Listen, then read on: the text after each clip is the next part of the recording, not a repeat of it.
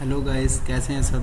तो गाइस, सब पूछ रहे थे कि एसएससी जीडी का मेडिकल कैसा हुआ बनतलाव में। तो गाइस, मेरा 18 तारीख को मेडिकल था एसएससी जीडी का और मैं फ़िट हो गया हूँ उसमें।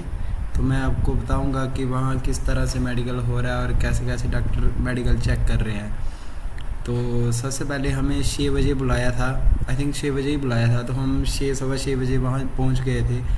तो वहाँ पे हमें हमारा एडमिट कार्ड देखा उन्होंने और हमारा जो एड्रेस था जिस पे आधार कार्ड या पैन कार्ड वगैरह ड्राइविंग लाइसेंस, वो देख के उन्होंने हमें एंट्री कर दी और हमारे ग्रुप बनवा दिए पहले 25-25 के वहाँ से। लेकिन आगे जाके यहाँ बैठाते हैं ना, जो बच्चे उन्हें बनतला में फ़िज़िकल दिया होगा उनको पता होगा वहाँ बैठने की एक जगह है। तो वहाँ पे सब इकट्ठा हो गए और वहाँ पे एक मैम आई सब इंस्पेक्टर, उन्होंने हमें थोड़ा बहुत मोटिवेशन दिया, थोड़ा गाइडेंस दिया। और उसके बाद फॉर्म 3 फॉर्म लाए और सब इंस्पेक्टर वगैरह जो कमांडेंट ऑफिसर थे वहाँ, उन्होंने हमारा सीरियल वाइज नाम बोला और हमें अपना एडमिट कार्ड दिया, जो उनके पास एडमिट कार्ड होता है हमारा मेडिकल का। और वो देख के हम सब बच्चों के ग्रुप बना दिए डीएमई के लिए। तो गाइस, डीएमई हमारा ऑलमोस्ट कोई 9 बजे शुरू हो गया था। 9 बजे जब शुरू हुआ तो 10-11 बज गए थे डीएमई होते हुए। वहाँ पे कोई क्रूशल डेट का कोई इशू नहीं है, जो सेंट्रल का ओबीसी है उसका आप पिछले दिन बनवा के भी ले सकते हो उसको, वो फिट हो जाएगा। बाकी आपका नाम वगैरह सही होना चाहिए हर एक सर्टिफिकेट पे, नहीं तो इशू आ रहा है वहाँ पे। अब मेरे को ये पता नहीं है कि एफिडेविट लग रहा है या नहीं, लेकिन इशू आ रहा है, मेरे को बता रहे थे कुछ लड़के। तो उसके बाद जब आपका डीएमई हो जाता है तो वहाँ पे 25, हाँ पहले 12 लड़कों का ग्रुप बनता है। 2 ग्रुप मिलते हैं हर डॉक्टर को रोज़ के 12-12 के, 24 या 25 लड़के, क्योंकि कई मिस कर देते हैं, मेडिकल नहीं आते देने के लिए। तो 125 लड़के बुलाए, 100 लड़के बुलाए होते हैं और 25 लड़कियाँ 125 बुलाए होते हैं रोज़ के। 4 डॉक्टर हैं वहाँ पे, 25-25 मिल जाते हैं उनको और 25 लड़कियाँ वो मैम अलग से करती हैं उनका। तो कुछ लड़कों का पहले बॉडी चेकअप होता है और कईयों को भेज देते हैं एक्सरे के लिए। हमें भेज दिया पहले एक्सरे के लिए। तो 12 बजे से लेके ऑलमोस्ट कोई 2 बज गए थे, तब तक हमारा एक्सरे ही हो रहा था और हम कोई 2-2:30 बजे नीचे आए। और हमारे वहाँ पे सीआरपीएफ में डॉक्टर थे, डॉक्टर धाकड़, और उनके पास हमारा था मेडिकल। और कोई 3 बजे हमारा मेडिकल शुरू हो गया। सबसे पहले कान वगैरह देखे उन्होंने, कान वगैरह देखे जिनके ठीक थे, जिनके कान के पर्दे में छेद होता है तो उनको वहाँ पे उन्होंने कुछ लिख दिया उनके नाम के आगे पूछ के उन्होंने। और उसके बाद कान वगैरह सबके चेक करके फिर उसके बाद उन्होंने बोला कि एक साथ सभी सावधान में खड़ा हो जाओ। तो सावधान का मतलब वी शेप बना लो अपने पाँव की, थोड़ा सा उसमें मतलब गैप दिखना चाहिए, इतना बड़ा वी शेप नहीं कि वो मिल जाए तो नौकरी दिख जाए जिसकी हो भी थोड़ी बहुत। तो वहाँ पे वो डॉक्टर फिर नोटिस करता है कि नौकरी किसको, और जिस पे उसको शक हो तो उसको लटा के देखता है वो अच्छे से खुद। और अगर सच में उसको नौकरी हो तो फिर वो रेफर डाल देता है उसको। और 3rd टाइम वो देखता है, उसके बाद आपका कैरिंग एंगल, हाथ वगैरह चेक करता है, हाथ की उंगलियाँ ऐसे करके आगे बोलता है ऐसे करो। और फिर आपके ऐसे करके देखता है कैरी एंगल, और जिस पे शक हो तो गोनियोमीटर से देखता है, वो जो खाद मापने वाला स्केल होता है। तो उसके बाद देखता है वेरिकोज वेन्स के लिए जंप करवाता है अच्छे से। फिर देखता है कि वेरिकोज वेन्स तो नहीं है ना, कई बार उठक बैठक करवाता है 20 बार। तो हमारे ग्रुप में किसी को नहीं थी, तो वो बोल भी रहा था कि मेरी मेहनत ऐसे ही जाया गई, किसी को नहीं है। तो उसके बाद हमारा 12 लड़कों का ग्रुप था। फिर उसने डिप्स मरवाए हमसे 5-5 और हमारी पल्स रेट देखी, किसी की चेस्ट में दिक्कत तो नहीं है ना। फिर नॉर्मल चेस्ट देखी, कई एक लड़का था हमारे चेस्ट में, उसका हड्डा टाइप था बीच में, तो उसको रेफर पड़ गया था उसका। उसके बाद उसने मतलब ऐसे ही बाहर से सारा बॉडी चेकअप किया, ऐसे पीछे से उसने हमारी ये बैक वाली ये बोन होती है, रीढ़ की हड्डी बोलते हैं इसको, ये वाली चेक की उसने अच्छे से। फिर वो देखी, फिर उसने जब बाहर का सब वो मेडिकल कर लिया तो उसके बाद उसने पहले 6 बच्चे बुलाए और बाद में 5 प्राइवेट पार्ट के लिए। पहले 6 बच्चों में मैं भी था, उसने प्राइवेट पार्ट्स अंदर खुद चेक किए, वहाँ पे आपका पेनिस चेक किया, वहाँ पे किसी को फिमोसिस नहीं हो, कई ओपन नहीं कर पाते अच्छे से। उसके बाद हम टेस्ट्स देखे कि दोनों है या नहीं है, और उसके बाद बैरोसिल देखी, हाइड्रोसिल तो नहीं है किसी लड़के को। फिर पीछे से बैंड करने का बोल दिया और पाइल्स चेक करवाया अच्छे से, हिप्स ओपन करके देखा उसने। और जो लाइट वगैरह मार के देखते हैं, आप समझते हो अच्छे से जो करते हैं प्राइवेट पार्ट्स में, वो करके उसने हमें बाहर के लिए भेज दिया कि आप मतलब जिसका फिट था उसको पहले लग रहा था, नहीं तो जब रेफ़र नोट करते हैं ना वो, तो वहाँ पे दिख जाता है कि मेरे को ये प्रॉब्लम हुई है और इसका रेफ़र बढ़ गया है। और उसके बाद ये सब करके और उसने फिर हमें बीपी के लिए बोला। कुछ डॉक्टर बीपी नहीं कर रहे हैं बंटला में चेक, लेकिन डॉक्टर सर कर रहे हैं। तो बीपी मेरा सबसे पहले आया 160। तो उसने बोला क्या प्रॉब्लम है तेरे को। मैंने ऐसे बोल दिया मैं सर ऐसे टेंशन हो गई है। तो कोई बात नहीं। फिर उसने दोबारा देखा, फिर उसने मेरा दोबारा बीपी देखा ही नहीं। उसने बोला कल चेक करेंगे आपका बीपी। थोड़ी टेंशन हो गई मेरे को उसकी वजह से। सुबह के भूखे थे 6 बजे के, 1-2 बनाना खा के गए थे, तो उधर खाने का मन भी नहीं करता, कुछ टेंशन होती है मेडिकल की।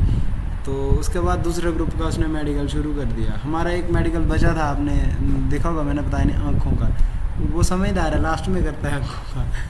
सभी का वहाँ पे मेडिकल किया उसने लड़कों का। मैं 1-2 लड़के को कुछ बताया भी, कुछ रेफ़र अपना छुपा रहे थे जिनको नौकरी थी, लेकिन वो नीचे ही देख रहे थे, उसकी वजह से उनको वो रेफ़र बढ़ गया 1-2। तो जब आप किसी चीज़ का रेफ़र छुपाते हो ना, आपको पता है मेरे को ये दिक्कत है, तो फिर डॉक्टर की तरफ देखना है, अपने उस प्रॉब्लम की तरफ नहीं देखना है। इसका भी बहुत बड़ा इम्पैक्ट पड़ता है वहाँ पे। और मेडिकल काफ़ी टफ हो रहा है वहाँ पे, क्योंकि 8-8, 10-10, 11-11 लड़के पास हो रहे हैं। 18 को तो यही एवरेज थी, लेकिन 20 को शायद एक ग्रुप में 18 लड़के पास हुए थे 24 में से। तो डिपेंड करता है डॉक्टर पे भी, और मेडिकल तो टोटली डिपेंड करता है डॉक्टर पे। और दूसरा आ गया कि मतलब किस तरीके से प्रॉब्लम है लड़कों को। थोड़ी बहुत प्रॉब्लम भी है, ऐसे पल्स रेट वगैरह आ गई, तो उसका भी रेफ़र पड़ रहा है वहाँ पे। तो बड़ा इस टाइम मतलब दांत का भी पड़ रहा है। पहले दांत का रेफ़र नहीं पड़ते थे इतने, क्योंकि लड़के मैक्सिमम फिट होते थे दांत में, लेकिन इस टाइम मेरे को एक कैप थी दांत में, तो लेकिन वो चल जाती है कैप, उसका कोई दिक्कत नहीं है। कुछ लड़के पूछ रहे थे, लेकिन कईयों को 3-3, 4-4 कैप्स थी, तो उनको रेफ़र डले हैं। तो बाकी आप देख लो, जो भी आपको दिक्कत वगैरह है, तो कान वगैरह से साफ करवा के आना। बड़े सारे लड़कों के कान में छेद थे, जहाँ कईयों में वैक्स थी, तो उसका रेफ़र डला है। तो फिर उसके बाद उसने लास्ट में हमारा वो करवाया आँख टेस्ट। सभी ग्रुप जब 24 लड़के हो गए, 12 पहले हमारा और 12 जो बाद वाला ग्रुप था, 24 लड़के हो गए, तो उसके बाद उसने बोला कि आँखें टेस्ट करनी है आपकी। तो स्क्विंट देखा सबसे पहले उसने, ये रोटेशन होती है ना, जैसे ये मैं घुमा रहा हूँ, इस तरफ देखा कि इसकी आँखें ऐसे आती है या नहीं आती है बिल्कुल पास। तो उसमें हम सब पास हो गए, लेकिन जब डिस्टेंस विजन की बारी आई तो मेरे को प्रॉब्लम क्रिएट हो गई वहाँ पे। दिक्कत तो नहीं थी, मेरी आँखें तो बहुत ठीक थी, 6/5 थी, मैंने पहले चेक करवाई थी।